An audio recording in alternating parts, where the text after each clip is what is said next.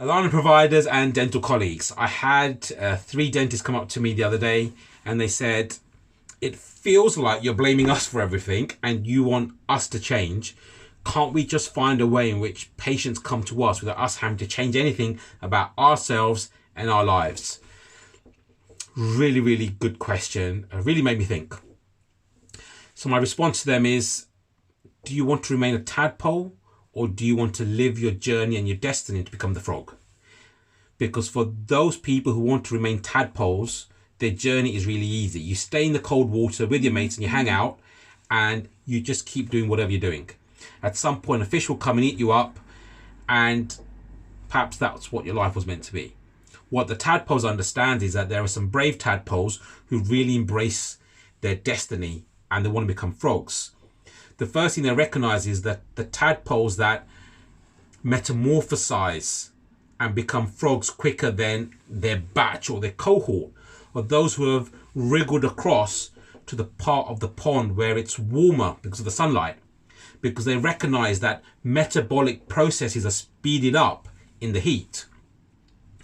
So my first question to associates is, are you willing to embrace the heat and the discomfort to accelerate your growth?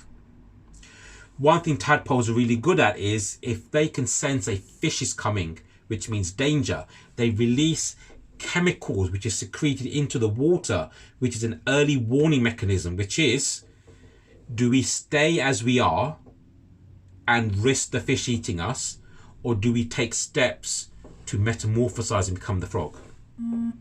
For some people out there, they're saying, yeah, I get it. Changes in the NHS, changes expose me in ways in which I feel like I have to evolve and become that person. The interesting thing about the frog is when danger does come, it faces an issue, which is, does it have the strength in its legs to make that transition? Or is it going to be eaten up because it literally flops into the water? What nature tells us is that there is a psychology and science behind growth. And as dentists, we need to take ownership and ask ourselves, are we serious about growing? Because most tadpoles actually are eaten by fish because they're not willing to do what it takes to live their destiny and become the frog. So guys, I'm sorry if this is a bitter pill. I'm sorry if you're not liking the messages, but my goal and intention is to be truthful, to be honest, to be authentic, to share what I have learned from the great masters. And if we can instill and distill some of the essence of what they're teaching, I think there are invaluable tools that allow us to grow. Thank you very much.